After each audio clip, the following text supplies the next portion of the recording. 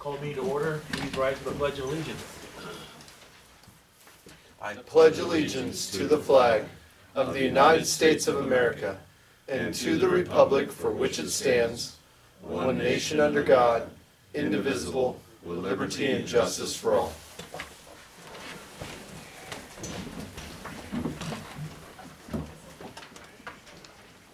This is an open meeting of the Seward, Nebraska governing body.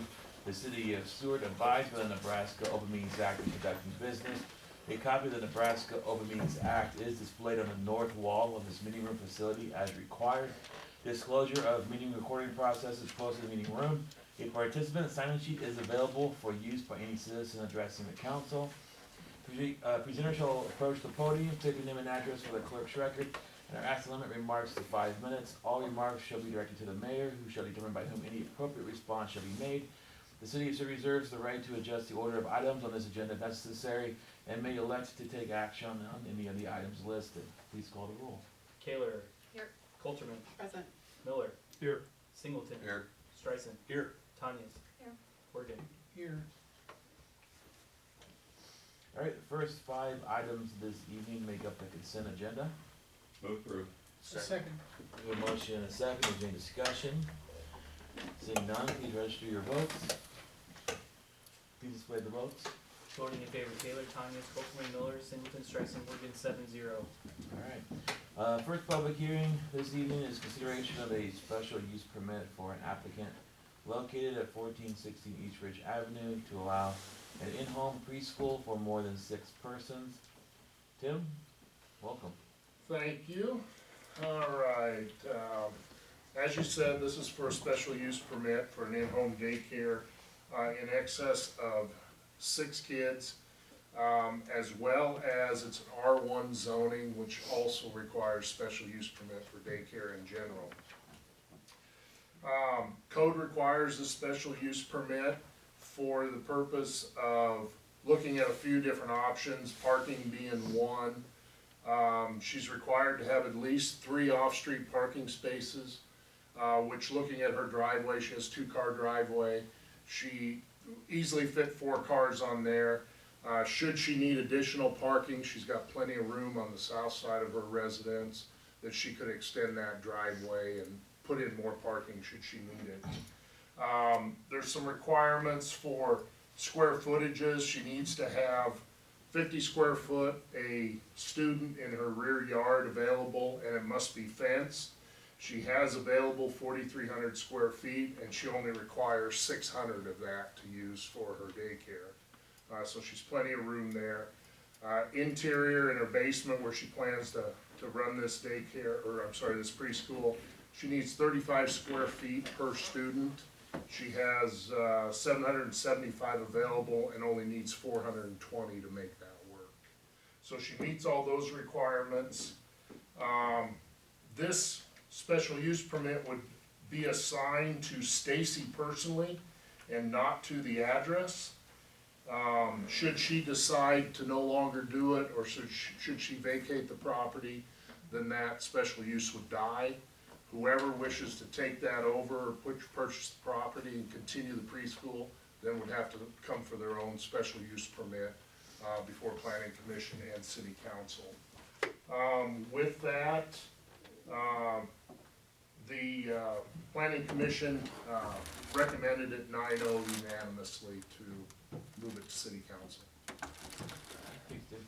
Any questions or comments from the council for Tim? It is a public hearing, so I'll open up the public for the public comment portion of the public hearing. Anyone from the public wish to come up and address the council, please do so at this time.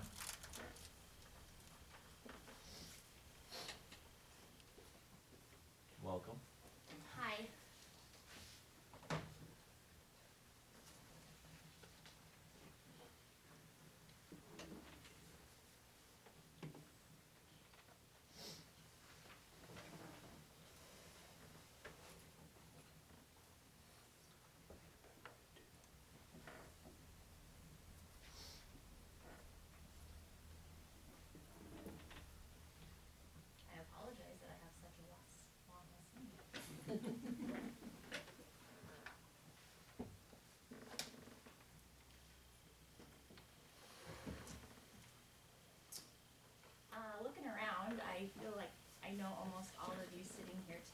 so, I'll go ahead and introduce myself, but thank you, Tim. I'm Daisy Piskorski, and I have called Seward my home for 47 years, and I've also taught kindergarten, 2nd grade, and 3rd grade at the elementary school, and I have been there for 25 years. I know firsthand how important it is to have a good foundation for learning and going into kindergarten, and so I would just ask your acceptance of allowing me to do a preschool in my basement. This whole idea kind of came about when Christmas break was here, and I found out that Karen Hoger and Emily Dabercow were both closing their preschools here in town. And again, knowing how important it is for the kindergarten students to have that background, I was like, oh, wow, we're gonna be in a need. And so my husband and I started brainstorming and just kind of felt it was time maybe to do something different. And so that is hopefully my plan. At the last meeting, I was asked what hours I would like to do. Right now, I'm hoping to do 3 sessions if tonight's vote goes well. I would like to do a Tuesday, Thursday morning session for 2 hours, starting at 7:45 to 9:45. So a lot of those parents who have to work at 8 o'clock could drop off before school starts. And then a Monday, Wednesday, Friday session from 8 to 11. And then an afternoon session Monday through Friday for those older 4 and 5-year-olds from 12:30 to 3:30 is what my goal is right now. We do understand that we have to install a fence for the kids to play and just be safe in our neighborhood. And I did walk around and I visited directly with all of my neighbors who live 2 doors to the north, south, east, and west. I was able to visit with all of them except for one who hasn't been around. And they were all very, very supportive. In fact, I have 2 neighbors with little kids and they said, sign them up, we'll walk them over to you. So as far as I know, I have the support of my neighborhood. And then again, if tonight's meeting goes well, I will continue with the process of getting the house and myself all up to code with DHHS. With my background and my master's degree, I don't have to take any additional classes. It will just be having them come in and inspect our home. Thank you. Sorry, it's a lot easier to talk to 5-year-olds.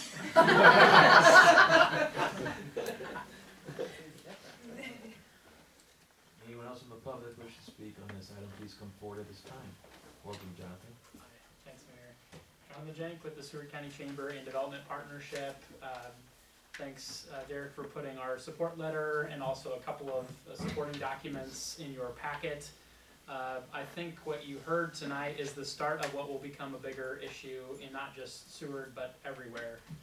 Unfortunately, we're having, or I'd say fortunately, unfortunately, we're having people retire, we're having people leave the industry, and so we desperately need quality childcare. And I think what Stacy is proposing is exactly what we want to offer in this community. So ultimately would ask for the council's consideration of support for the special use permit to do the in-home preschool. And I will just say, we need your support to advocate for childcare. It's critical to our workforce development for people to work outside the home if they so choose. We have to have quality childcare like this to encourage them to work outside the home. So with that, thanks. Thank you. Anyone else from the public wish to comment on this item? Please come forward at this time. Seeing no one else, I will close the public comment portion of the public hearing and return to the council for any further discussion.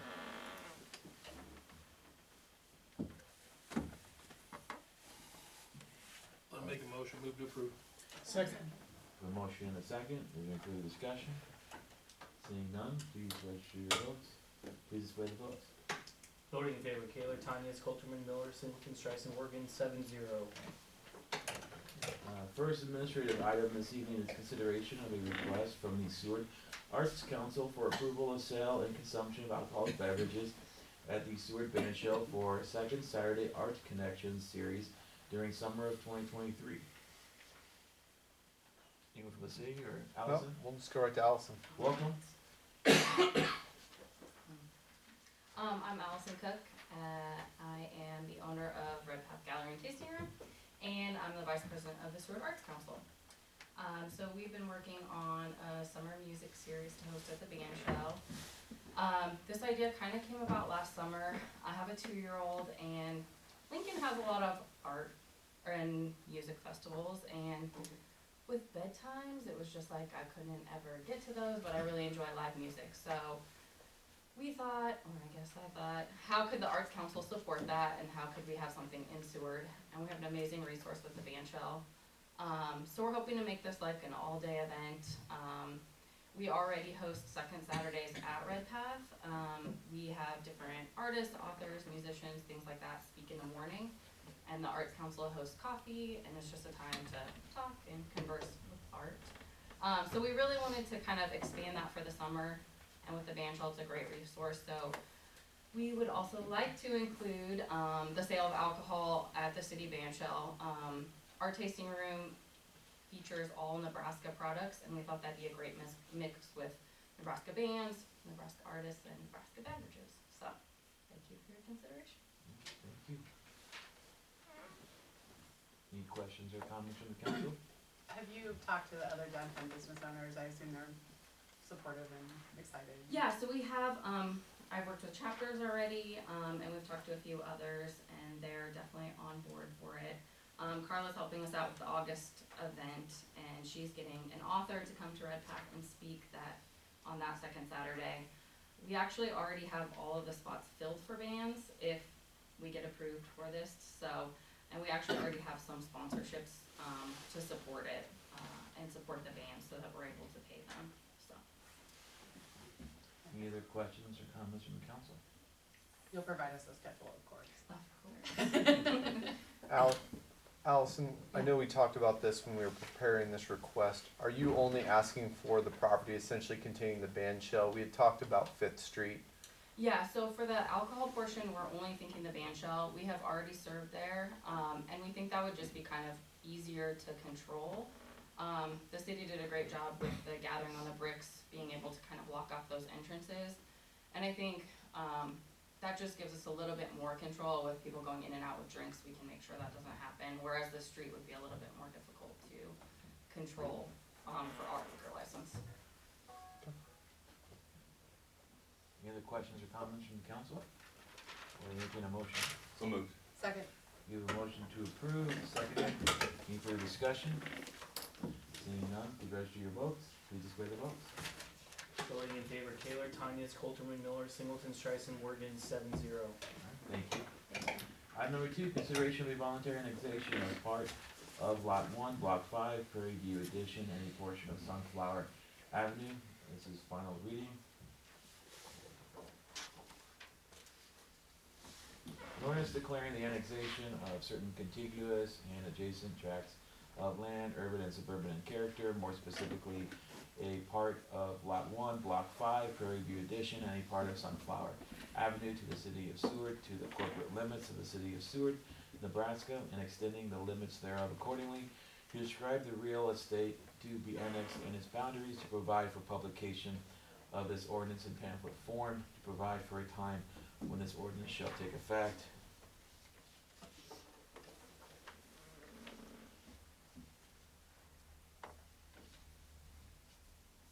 One moment here. So the ordinance. Okay, so I need to know if there's any further discussion on this item. If none, the ordinance is number 2023-6. Would anyone like to move that this ordinance be passed and adopted as read? Also moved. There's a motion and a second. Is there any further discussion? Seeing none, the question is, shall ordinance number 2023-6 be finally passed and adopted? Please register your votes. Please display the votes. Voting in favor, Taylor, Tanyas, Colterman, Miller, Singleton, Streisand, Morgan, 7-0. Alright, item number 3, consideration of an ordinance amending Seward Municipal Code, Chapter 364, Trees, Article 1, Planting and Maintenance Regulations, Section 3, Distance from utility lines and fire hydrants. Welcome, Mike. Thank you. Thank you. So this here is a change in the ordinance. Essentially what we are proposing here with this ordinance change is that we allow the relief program to apply, this is our street tree program, to apply for a wider area. And so the purpose is many, with our current restrictions and the number of utilities that are in rights of way between the front of the sidewalk, back of the curb, limits how many places that people can actually put in street trees. And so we'd like to encourage people to participate in the program, plant more trees. We're essentially losing our canopy with the amount of trees that are removed every year and compared to the few number that are actually replanted. And so this will allow about 15 feet into people's front yards to plant a tree and still benefit from the now $150 credit towards that tree. 50% of the tree's cost up to $150 in a tree. And so that we decided the right-of-ways vary all over the city in terms of width or distance from the center of the road to the property line itself. We thought it best to give a strict number from the back of the curb, and so that's the 30 feet. So regardless of how close the back of the sidewalk is to the back of the curb, we're giving this a standard 30 feet. Everybody can measure that 30 feet and understand where that applies. I think it's flexible enough for people to utilize. Of course, if it doesn't work out, we can always modify it a little bit in the future, but that's the purpose of the change in ordinance. Mike, this was a recommendation of an item the tree board's been working on, This correct? has been, the tree board's been, they meet quarterly, they've been discussing this at meetings for over a year's period of time. So they did vote on it at their last scheduled meeting. The vote was unanimous amongst the tree board. Tuesday, January 10th was the date of that meeting and vote from, so it's the tree board's recommendation to city councils to approve this change in ordinance. Mike, remind me, is there a specific kinds of trees that have to be planted in the relief program? I can't remember. We do have a modified tree list. There's 31, 32 trees of various shapes and sizes and types that people could select from. And of course, we have selected those that are good at providing shade. They're very robust, durable. They do well in Nebraska, can handle some amount of drought and generally a certain amount of salt, essentially, that you'd experience close to the road. So this doesn't modify that street tree list per se, but anybody that wants to apply for the relief program would have to comply with that list to qualify. So they are entitled, beyond the right-of-way line in their property, they're entitled to choose whatever tree they want, but we certainly will contribute through the relief program for those trees that do meet those qualifications that are on that street tree list. And how is the fund for the relief program holding up? It's almost full. It's not being utilized Okay. much. Yeah. Well, that's Very why I was underutilized. asking, Yeah. is there, like, can we, maybe the paper would like to write a story about it? So so Ken Schmieding, who was on the tree board, this Arbor Day, he has some handouts that I think the NRD gave him, and so they're gonna distribute that. We're also looking, we do have some information, the tree board has a page on the website. We're also looking for the application process to be made online. The chairman, Tom Seward, he came up with a very nice description of all the trees that are available and their characteristics, size, shape, and all that. So we do have some materials that we hope to make readily accessible to people. And right now, people really go online and see what's available. And so we do, the tree board also, on Arbor Day, I believe they're getting seedlings that'll be available. Unfortunately, I believe they're evergreens, which will not qualify. But also part of the whole program is to plant more trees and to, restore the amount of canopy that we have to enjoy in Seward. As a member of the liaison for the city council on the tree board, I attended that meeting and they really were focusing on elementary age students and whether they're going to the public school or parochial or private. It's just an opportunity to explore what's worked in the past and take a look at how to reinvigorate interest in the tree program. So I think it's a really good move. The last thing is for maintenance purposes, we still are planning to maintain the trees that are planted in the right of way. Those will be the responsibility of the city. And if you plant it further up than the right of way, that will be the responsibility of the private homeowner. Because we don't want to get into the legalities of, and me and Kelly can tell you all day about the fun legalities of when a tree ends up on a property line. But the trees that are in the right of way will be the responsibility of the city as they are currently. And any of the trees that are utilized under the relief program that end up in the private property, those will be the responsibility of the private property owner. We'll still pay for them if it meets the requirements, but the maintenance of them ultimately, the removal of them, 20 years down the line. Maybe, hopefully not 20 years, hopefully like 70, 80 years. We have some beautiful trees then, but that is still how we'll proceed, correct, Bob? Yes. Okay. And we do wanna encourage moving them more onto the private property, just because it alleviates a lot of issues for us. Not just for liability in the future, but also just the right of way is getting crowded, and you have a lot of activity, and anyone that's a sewer line from their house to the street knows, that also becomes an issue. Now, What? Yeah, I know.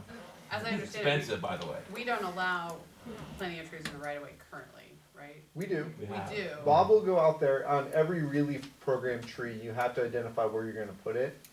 And if the right of way was clear or didn't have anything in it, and it was one of maybe the newer right of ways that are significantly larger between okay. curb and sidewalk, we may place something there. But predominantly now with fiber and all the other utilities that we tend to place not in the center of the roadway anymore, but on the side. So it's more of a case by case basis? Yep. Okay.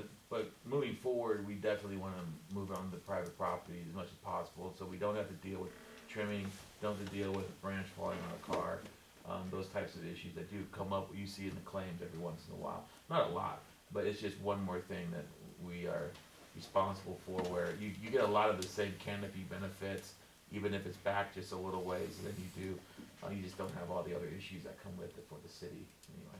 And hopefully it will also protect the sidewalks. That's a big one in some of the older areas of town. The We have heaving. the 4-foot space between back of curb and sidewalk. A large tree can't be planted in there. It'll heave the sidewalk up after a few years, or 20 or 30 years. So So we're just trying to think long-term, what's in the best interest of the city moving forward. So, with that, any questions or comments from the council? Otherwise, I'd ask someone to introduce the So ordinance. Introducing the ordinance? Mhm. Alright. An ordinance to amend this municipal code of the city of Seward, chapter 364, trees, article 1, planting and maintenance regulations, section 3, distance from utility lines and fire hydrants, to adjust the requirements for planting of trees, to repeal all ordinances or parts of ordinances in conflict, to provide for an effective date, to provide for publication of this ordinance in pamphlet form. The ordinance has been read by title and is designated as ordinance number 2023-8, and the title is hereby approved. I need a motion to dispense with statutory rule. So moved.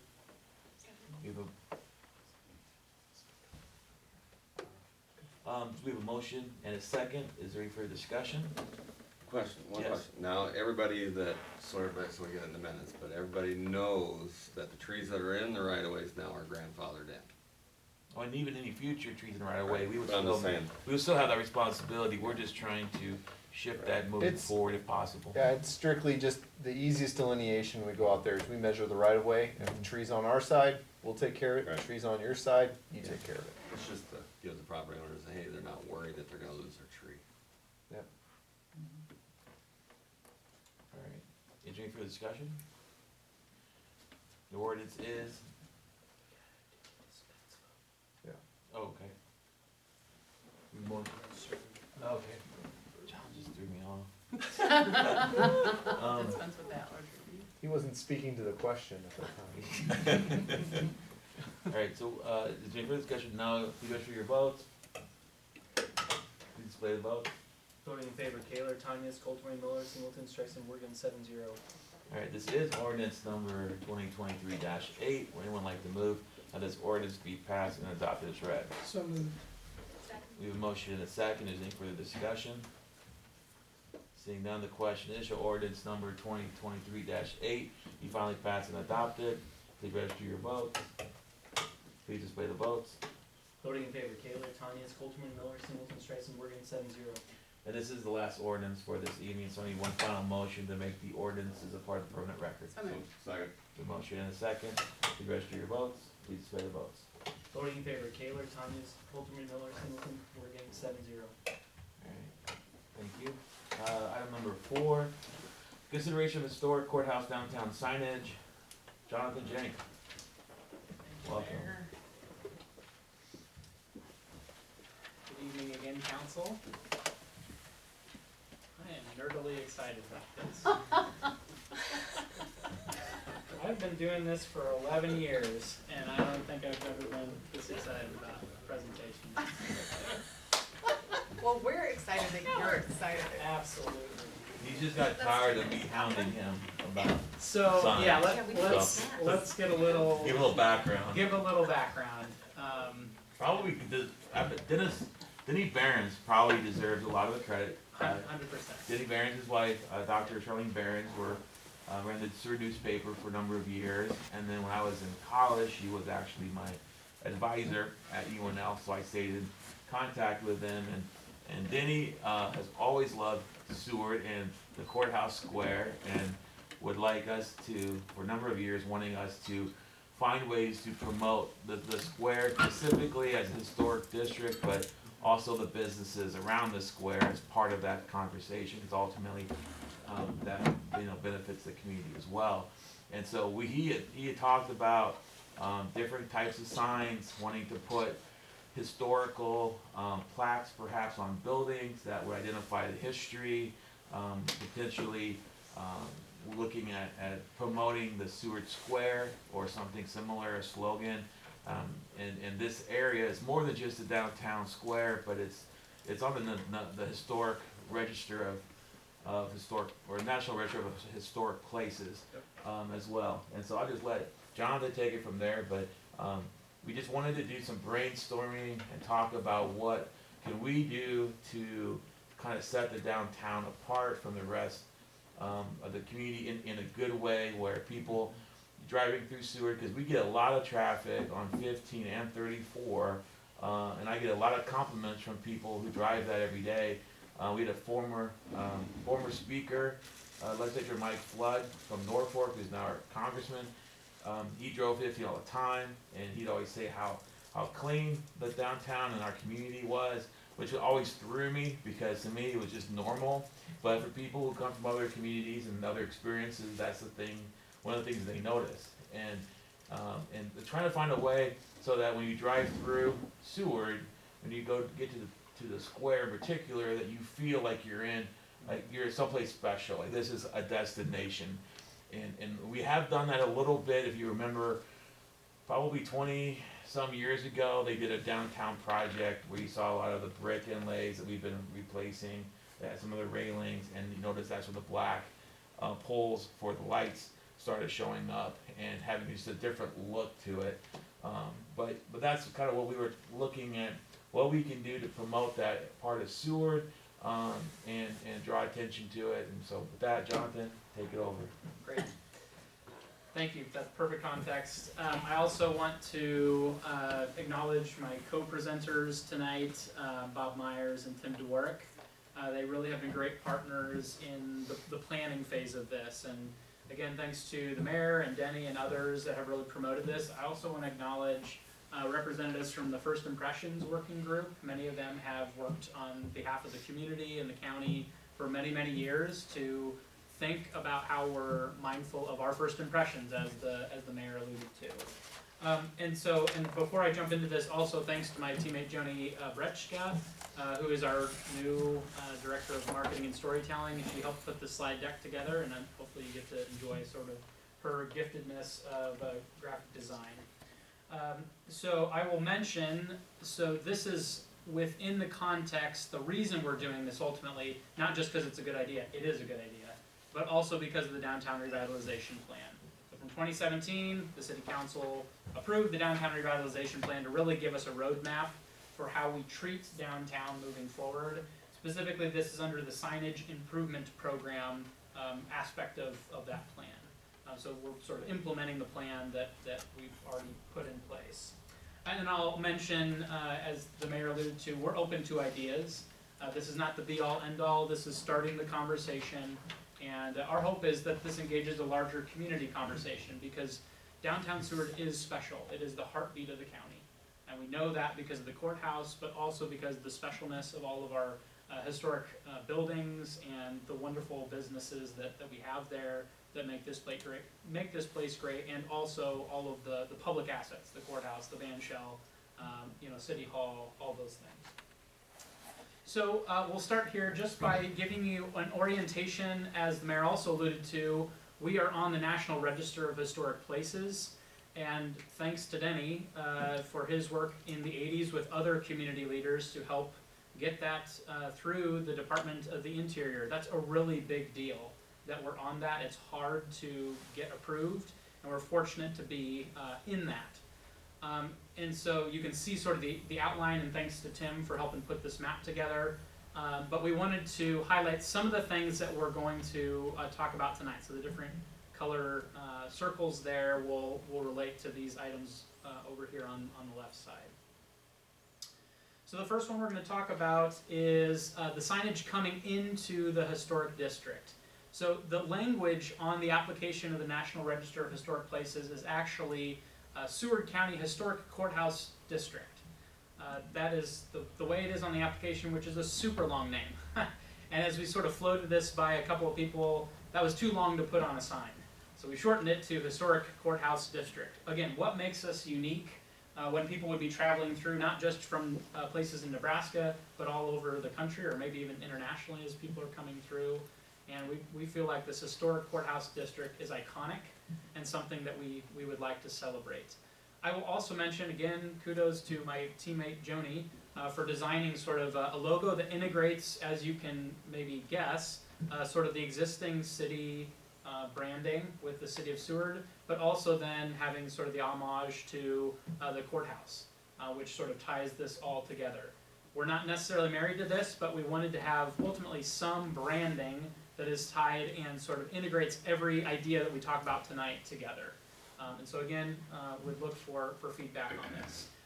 Specifically going back to the map, we'd be looking to put these at the entrances of the historic districts, north, south, east, and west.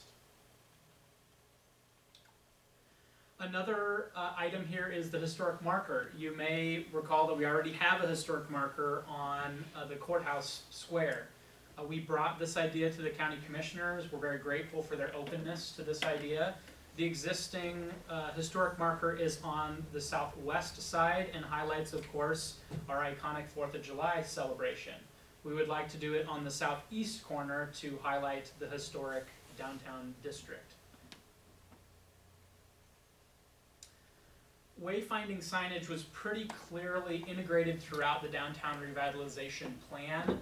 As we think about downtown and making it friendly or welcoming or inclusive, specifically for people that are not from around here, we sort of take for granted things like knowing where the band shell's at or knowing where City Hall is. Obviously the courthouse is pretty obvious, but outside of that, if people aren't from here, they may not know where to go.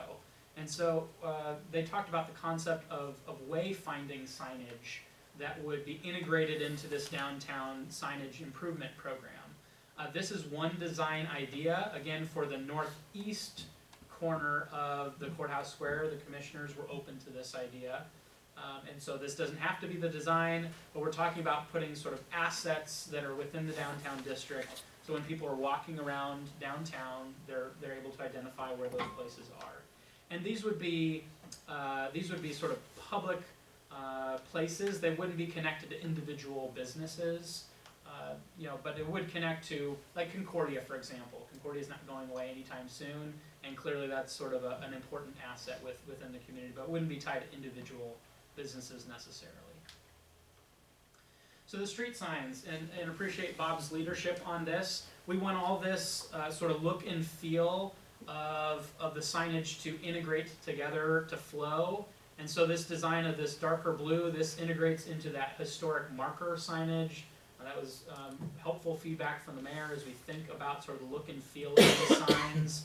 It also integrates the ultimate sort of brand or the logo, in a sense, for the historic downtown district. So we'd be updating all of what are currently green signs, again, within the map of downtown. Sort of those various green signs that we have only within the district. So our hope is that when people come into the district, they think and feel that they're coming into someplace special. So project budget. And again, we're open to other ideas. We can kind of look generally on the income side of things. We talked with Bob a bit. He has some dollars in the street department budget for updating some of those street signs that I just alluded to. But then we have good partners through the Seward County Visitors Bureau that have a brick and mortar grant to make investments like this. And then our initial thought is to do some private fundraising. We think that this is kind of a above and beyond sort of project that we think will have community members really get behind this. And it's not a huge total expense to do all the things that we just mentioned. And this really can be the start, as the mayor also alluded to. Our hope is to eventually tell stories about buildings in downtown. A lot of the individual buildings have stories to tell, and I'm sure if you've traveled any around the country, you have seen those sort of plaques. We have some plaques now on various buildings, but we'd like to tell more of those stories. There were a recent book that came out that was highlighting the stories of downtown Seward. We want this to be the start of something that even grows into a thing that just highlights the uniqueness of downtown historic district. And then lastly, this is a potential phase 2. Again, if you've traveled, you've seen sort of these archways. And so we wanted to put this, actually integrate this into one of the potential public investments that we've been talking about, and we call them bump outs, that would help lessen the distance for people from a safety standpoint in going across Seward Street in particular, but then actually integrating an archway that would help people understand you're going into a historic district. And ultimately, we think this is potentially the best place for something like this. You can't have it on a state highway, for example. We would need to have full control of it. But we think that this is a potential second phase as we think about. So we have not budgeted for this, but we're helping people think or dream into the future. What other things can we utilize signage for without it being too much, but to really highlight the uniqueness of our historic courthouse district. With that said, thank you for the investment of time. Happy to answer any questions, and I'll turn it over to my co-presenters to add anything that I may have forgotten in our conversations. And keep in mind, while we're hoping to do kind of a splash with some of these updates as far as distinguishing this area, I mean, there will always be other things that we can do and other ideas that will come later. It doesn't mean this is the end-all be-all. One of the things that I mentioned earlier was having the light poles, or we have the black light poles with the particular lights. One idea maybe is maybe we want to set those apart even more and have a different style of globe or something that sets it apart so it doesn't look as much like the others. Originally, it really set apart because those were the white lights, and the other lights down around town were that, whatever you call that color, that rusty kind of color. And so it really, when you drove through Seward, it really popped. Like, just the color was so much brighter at that time. But now they're all like that, so I guess it's better but less special. So with that, any questions or comments for Jonathan? I did have a question about the matching historical marker. So Yes. that is run through the Nebraska Historical Society, which is now called History Nebraska. Yep. And is there any concerns about getting something that matches? Because are they still doing those? They are. I did look into that, and really from all I could tell, it was the identical sort of program that we did previously. The color scheme, I mean, it's all pretty similar to what we've done And previously. that's where you got the quote for the price on that? That's exactly right. Okay, Yeah, they literally have it on the History Nebraska website. okay. Anyone else? Was there any discussion with NDOT about where we can and can't sign some of this stuff and change some of the color schemes on signage that might be adjacent to the highway? Bob, if you wanna provide any insights on. Yeah, as far as the signage goes with the state, the bigger signs we can do, because they fall under a banner permit that we have to do every year. Okay. Those fall into that. As far as anything else that's on city right of ways, we can do what we want. As far as any signage, like if I change the poles out on a no parking sign on the highway, I have to go through Jerry, give him the kind of poles and they have to inspect them and see if they meet their criteria and all that. But as far as any of that goes, yeah, we checked with all that. And Do we have any opportunity to change the signage on the poles at the main intersection at 15 and 34? Because those are really big signs. The ones that say Main Street or Highway 34 or whatever, they're on the extended arms. those are all. And so we could change those ones as well, and they don't have an issue with the color scheme. I'm assuming they'll have to be the reflective. Yes, they're still reflective, Yep. everything's the same, so it's just a different color. It's just like the blue ones that go on private drives like down A little darker, Yeah. so, no. Actually, that white will, I mean, some wise person told me once that when you have a dark background and white letters, it'll pop even more. So, reading those will actually be even easier if you have that dark historic blue in the back. I don't know what to call it, so we'll call it historic blue, cause it matches the signs, but. That looked good. So it essentially, it would be all of the signs in the district will be replaced out.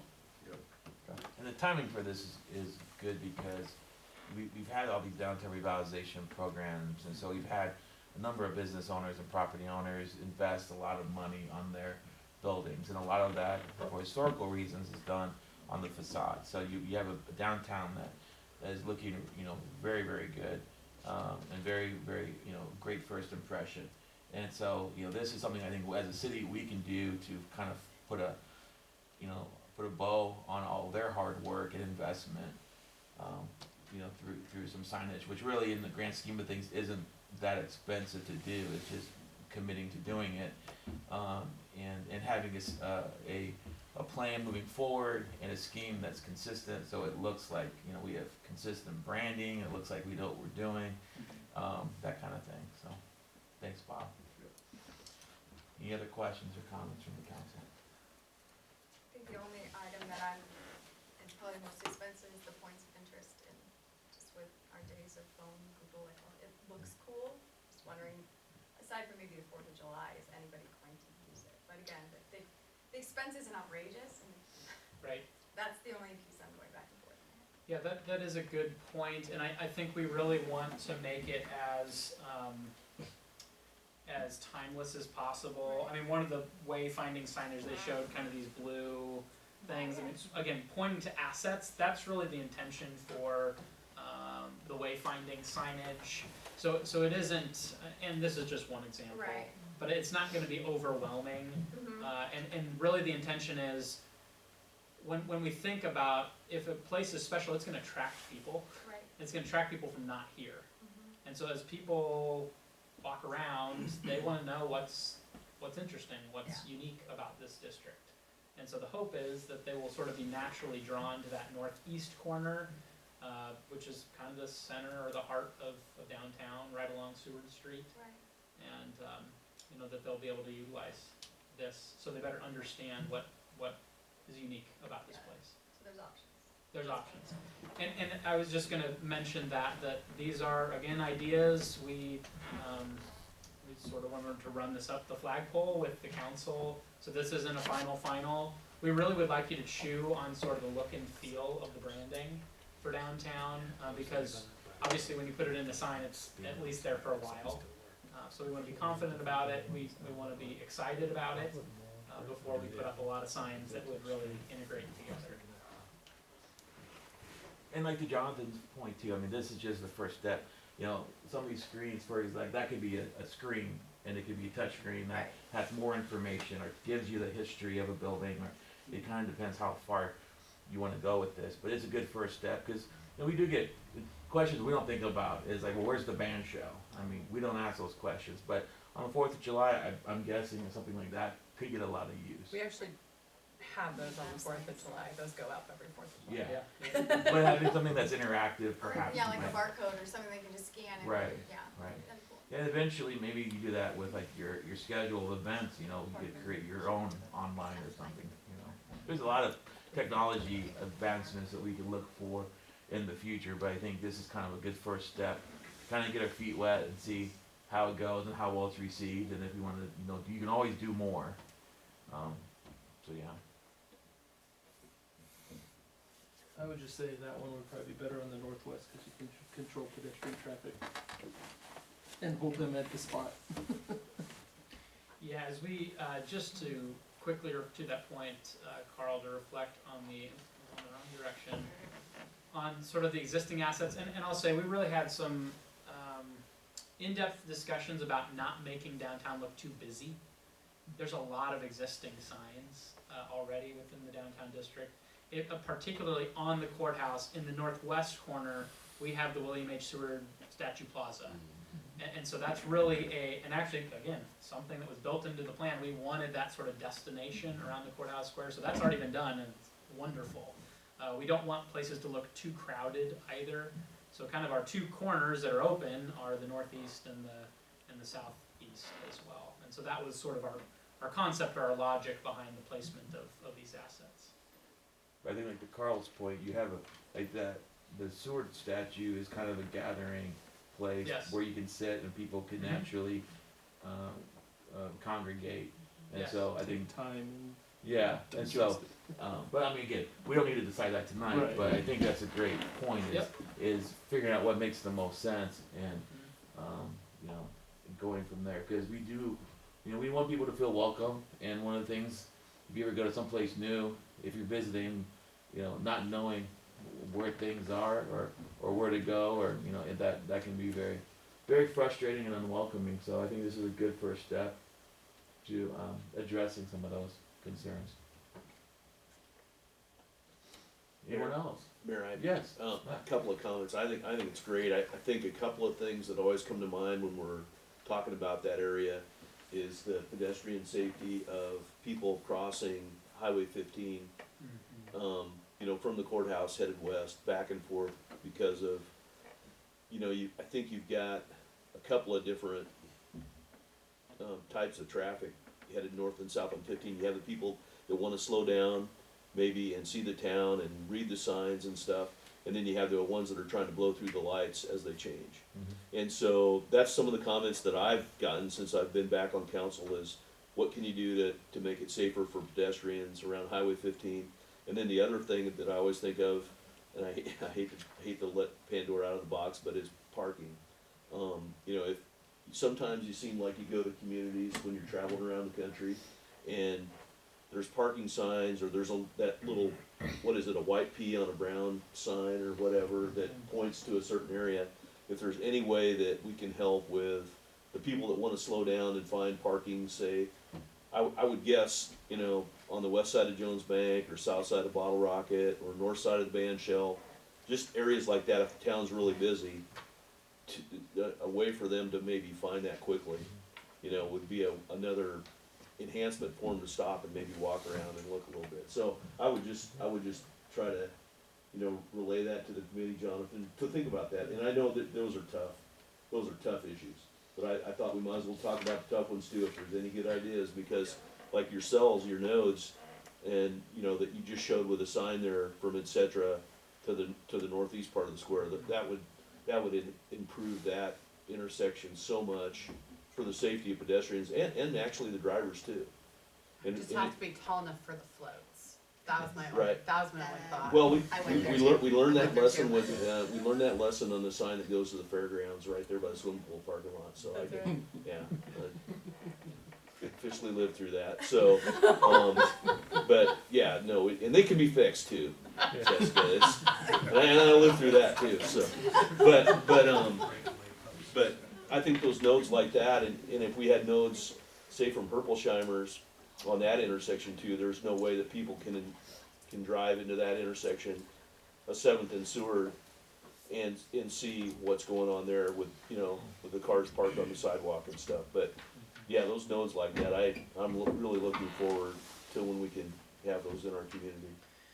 Yeah, and Matt, I appreciate you bringing that up, because actually in the downtown revitalization plan, we have a parking supply and demand analysis. And we actually technically, based on that analysis, have more supply of parking than we have demand. Now it's really close. Mhm.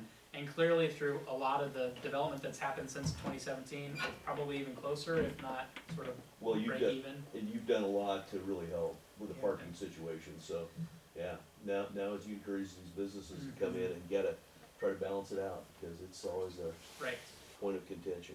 And it is the push and pull, and I know the mayor has said this before, but you want it to feel busy. Yeah, Like that's a positive. yeah. When people come into a district and wow, there's traffic here and you know, Yeah. people are moving, that to me, I always get excited like on a Friday night or a Sunday night even when it's busy in downtown. To me, that's a mark of success. I think in regards to the signage, I know we talked about this quite a bit, and I think that was part of the challenge if you're putting up parking signs. And I think some people may say something like this looks a little too crowded. If you're putting this up on poles where you're having arms going everywhere, you know, here's public parking, here's other assets. And that was kind of our sense of the wayfinding that's a little more integrated together. Mhm. But, I mean, we are open to ideas, of course. Nope, just wanted to throw that out. I know you considered it a And lot. then to Matt's point and Carl's point, everybody, the public safety, because we did have a tragedy last year, and that person was going west and turning to go south. And it was with the whole family, so we really need to do something there that catches people's eyes about public safety. Because like I said, we did have a tragedy last year. Yeah, anything, as we're redoing Highway 15 with the next few years with Yes. Department of Roads, any kind of conversation we can have with them about pedestrian safety while we're doing that, gosh, you know, just remind them of it continuously. Well, and that's a broader conversation, because even with Highway 34, there's been talk about eventually maybe making that a super three, where you would get rid of the median, which also would help with snow removal, by the way. If you get the median out of there and you just have 3 lanes, if you noticed, you know, like Max Wake will remind me, they haven't moved the bank, but they keep losing more sidewalk, you know, because they keep widening the highway. Well, if you know, part of that conversation was if you made it a super 3 with a dedicated turn lane, you could actually recapture some of that sidewalk